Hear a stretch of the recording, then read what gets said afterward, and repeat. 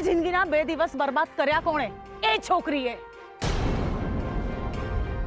આમ જોવા જાવ તો આ ટેન્શન તારું કે શોધવાનું તો હતું જ નહીં.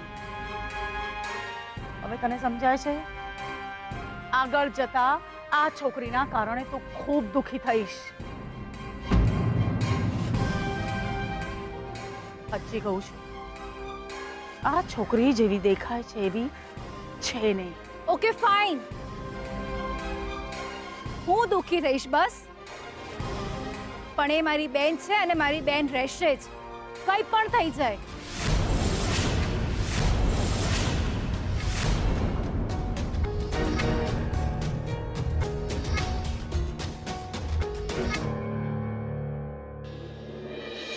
કલ્પના, જે થયું એ થયું.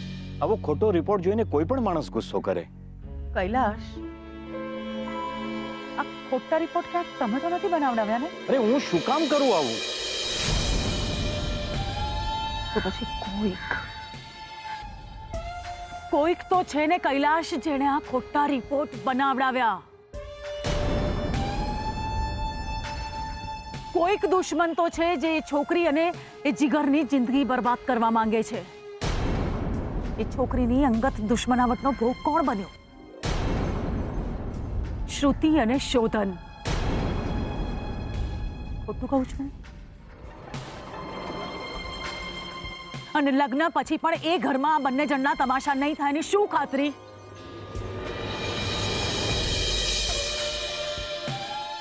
જોકે હું જાણું છું કે આ કારસ્તાન કોનું છે.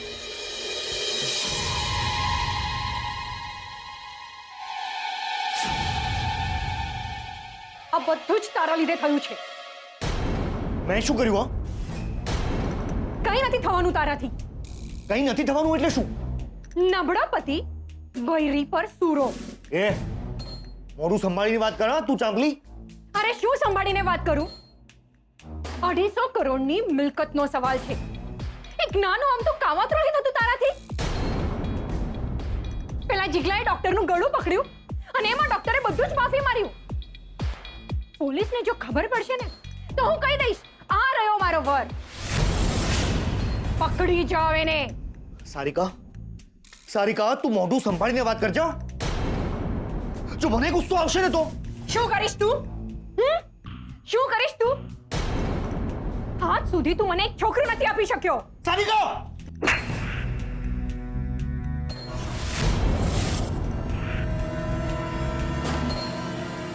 તે મારા પર અમરકાંત મહેતાની દીકરી પર હાથ ઉપાડ્યો તે? ઉપડી ગયો.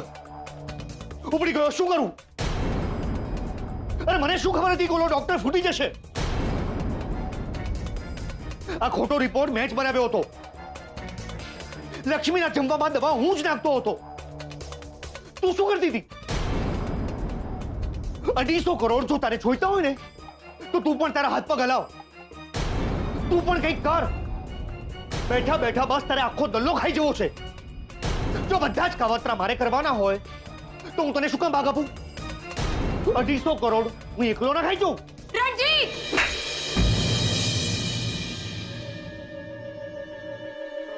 આ મિલકત મારા પપ્પાની છે અને એના પર માત્ર મારો અધિકાર છે. સમજી ગયો તું?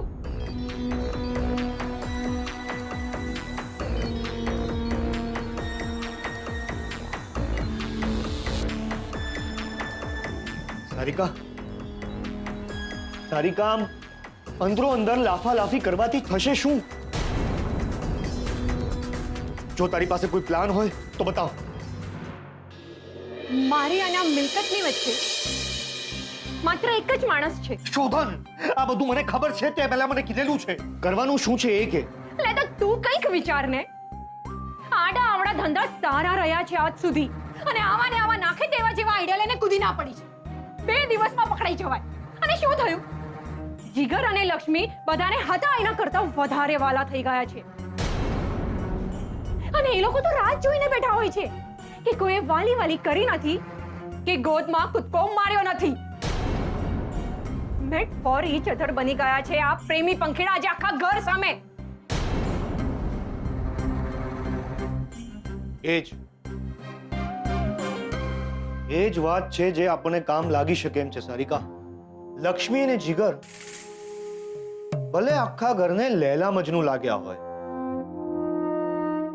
પણ શોધને નહીં ભૂલી શકે કે લક્ષ્મી એની પત્ની છે. પોતાની જ આંખ સામે પોતાની જ પત્નીને બીજાની થતા એ નહીં જોઈ શકે. ભલે છૂટાછેડા થઈ ગયા હોય, પણ શોધને ક્યારેય નહીં ભૂલી શકે કે લક્ષ્મી એની પત્ની છે. રણજીત,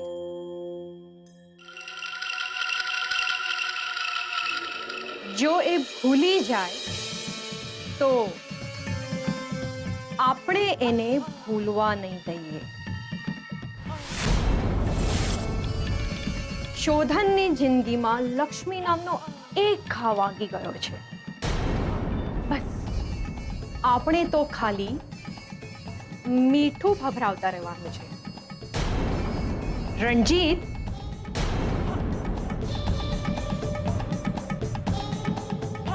એક પ્લાન છે મારી પાસે. સાપ પણ મરી જશે અને લાકડી પણ આપણી નહીં હોય.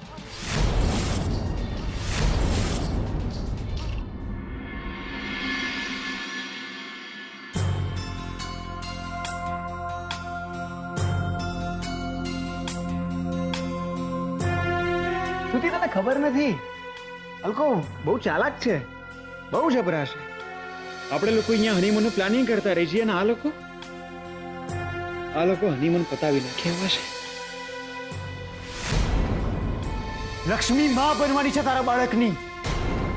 આવી પરિસ્થિતિમાં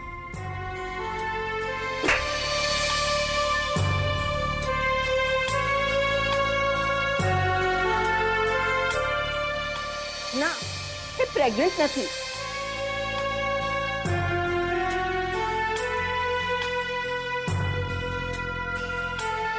શોધન માટે તમને ચિંતા છે તો દિયોર મારો બી ભાઈબંધ છે. હું બી ઈચ્છું છું એના લગ્ન થાય, એનું ઘર વસે, બે ચાર બાળકો થાય, એને હું બી એનું સારું જ વિચારું છું. લક્ષ્મી,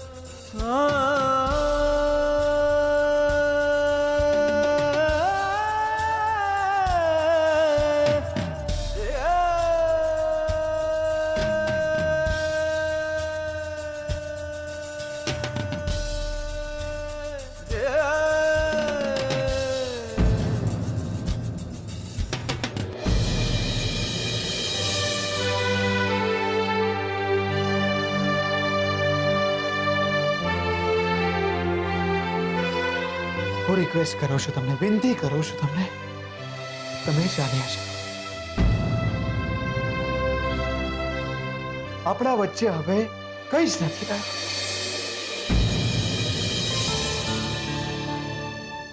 અભિનંદન આપી શકો છો.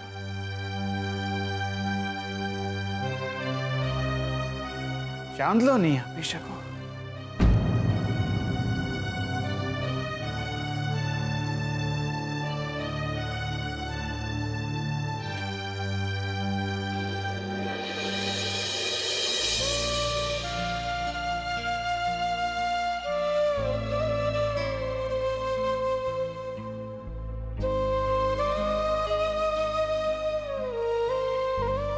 અરે, તમે મેં જે પાપ કર્યું છે એના માટે મને સજા મળવી જોઈએ લક્ષ્મી. હું તો બસ માફી માંગી રહ્યો છું. નહીં નહીં, તમારાથી મારા પગે ના લગાય. પગે નહીં લક્ષ્મી, તમારી નજરમાંથી પડી ગયો છું હું તો. હું તમને કેમ સમજાવું કે પ્લીઝ મને માફ કરી દો, માફ કરી દો મને. બસ બસ તમને માફ કરવા માટે મારે તમારાથી મોટા બનવું પડે અને હું તમને સજા આપી શકું ન માફી. મારો તો બસ એક જ હક હતો, તમારું મંગળસૂત્ર, તમારા નામનું મંગળસૂત્ર. એ પણ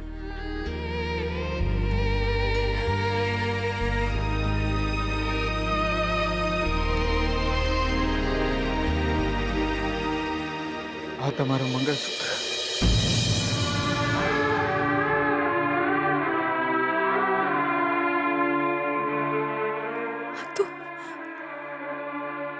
આ તો તૂટી ગયું હતું ને?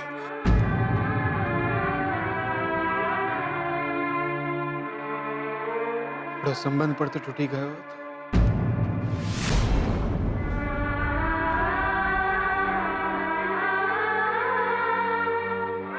બહુ ખરાબ વિચાર્યું છે તમારા માટે, બહુ જ ખરાબ. તમે ખબર છે મને, બધી જ ખબર છે. જીગર અને તમારો સંબંધ ખૂબ પવિત્ર છે, જાણું છું.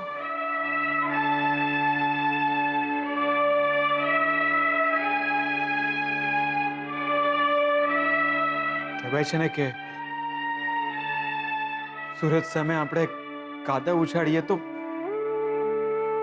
એ આપણા ચહેરા ઉપર જ પડે છે.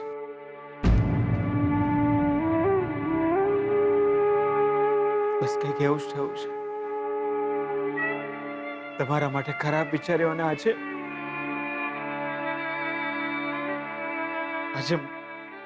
મોઢું બતાવવાને લાયક નહીં રહ્યો.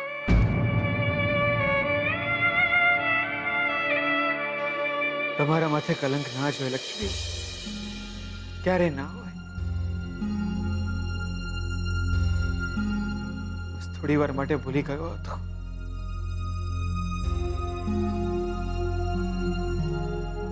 કંઈક માંગો તો આપશો મને. જીવ માંગી લો. એટલા માટે તેને તમારી સેથીમાં સિંદૂર નહોતું પૂર્યું. મારા ડેડની અંતિમ વિધિ નથી થઈ શકી, ના એમનો અગ્નિ સંસ્કાર થઈ શક્યો છે. બસ મારી એટલી ઈચ્છા છે કે એમની આત્માને શાંતિ મળે, એના માટે મારે એક વિધિ કરવી છે. એમનું પિંડ દાન કરવું છે.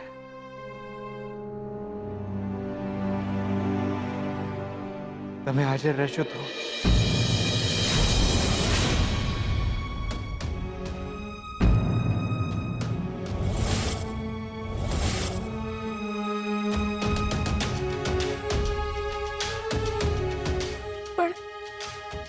પિંડદાનની વિધિ તો ઘરના માણસો કરે ને? એટલે તો તમને કહ્યું.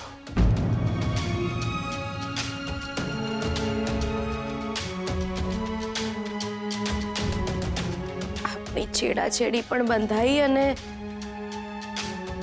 છૂટાછેડા પણ થઈ ગયા. કંઈક તો છે આપણી વચ્ચે, કંઈક તો છે. દરેક સાથે બંનેની આંખો ભેની ના. તમે મારા માટે મેં જે પણ કર્યું છે એ માત્ર તમારી સલામતી માટે. તમે રાજી રહો ને એને માટે. હું પણ તો એ જ કરવા માંગુ છું કે તમે સલામત રહો, તમે સુખી થાઓ. તમે એટલે બસ એટલું જ કરવા માંગુ છું કે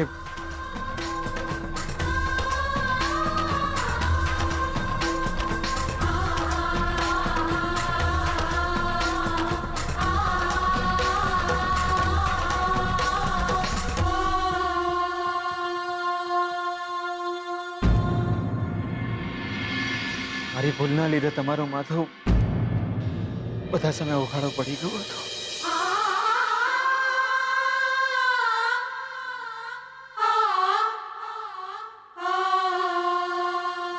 તમને તમારું સન્માન પાછું આપી શકું તો હું ભૂલી ગયો હતો થોડી વાર માટે, પણ તમે નહીં ભૂલતા કે તમે લક્ષ્મી છો. જાઓ તમે, ચાલ્યા જાઓ. મારી આંખો બંધ છે ત્યાં સુધી તમે ચાલ્યા જાઓ. નહીં જોઈ શકું હું તમને આમ મારાથી દૂર જતા. ચાલ્યા જાઓ.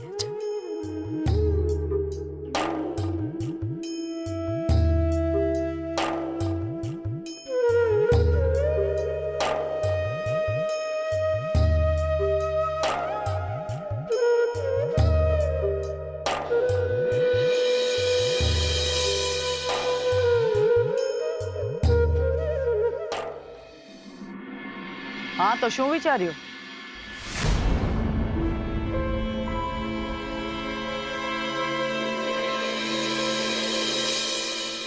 જમાનત કોણ કરાવશે તમારી? જમાનત? શેની જમાનત? હોસ્પિટલના લેટર હેડ ઉપર સોનોગ્રાફીનો ખોટો રિપોર્ટ બનાવ્યો છે, પછી ડોક્ટરની ખોટી સાઇન પણ કરી છે. ઓ આ તો ફ્રોડનો કેસ છે. 6 મહિનાની જેલ થઈ શકે. કયો રિપોર્ટ? કઈ સહી? હા, લક્ષ્મીનો સોનોગ્રાફી રિપોર્ટ.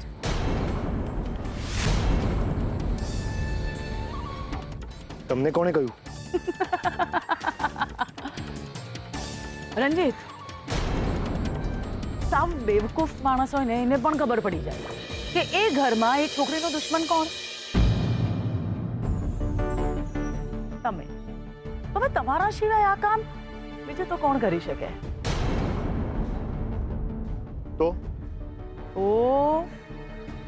તો કઈ નહીં, મને કઈ ફરક નથી પડતો. તમે એ છોકરીનો સોનોગ્રાફી રિપોર્ટ બનાવો કે ડેથ સર્ટિફિકેટ, એ છોકરી જીવે કે મરે મને કોઈ ફરક નથી પડતો.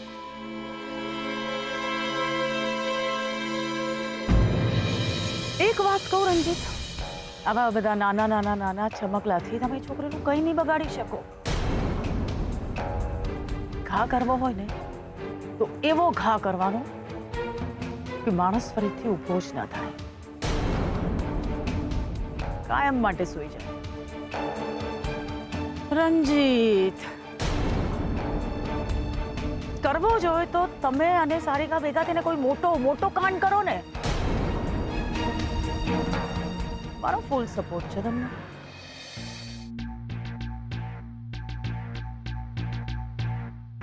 કમાલ છે, દીકરી જેને નાની બેન ગણે છે માં એને જ મારી નાખવાની વાત કરે છે. હા, શ્રુતિ અને નાની બેન ગણે છે અને એ જ મારી દુશ્મની છે. બાકી આવી કામવાળીને તો હું મારા હાથેથી પગાર સુદ્ધા પણ ન આપું. ફેત જેવડી કામવાળી અને શ્રુતિ બનવાની ચડસ છે.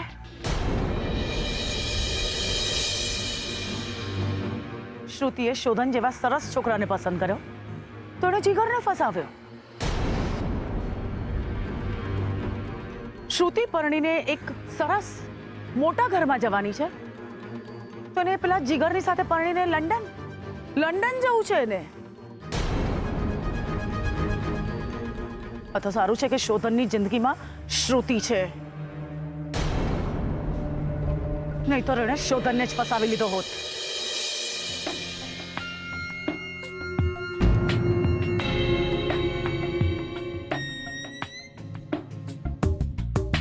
કેમ આમાં હસવાની શું વાત છે? ના, આમાં હસવા જેવું કંઈ છે નહીં ને, એટલે જ હસવું આવ્યું. એટલે કંઈ નહીં, તમે બોલો, હું સાંભળું છું. રંજીત, એ છોકરી મને એ ઘરમાં ન જોઈએ. મારી દીકરી શ્રુતિની જિંદગી પર હું એ છોકરીનો પડછાયો સુદ્ધા પડવા દેવા નથી માંગતી. 2% આ કામવાળીને મારી દીકરીની બરાબરી કરવી છે. બરાબરી તો થઈ જ રહી છે ને.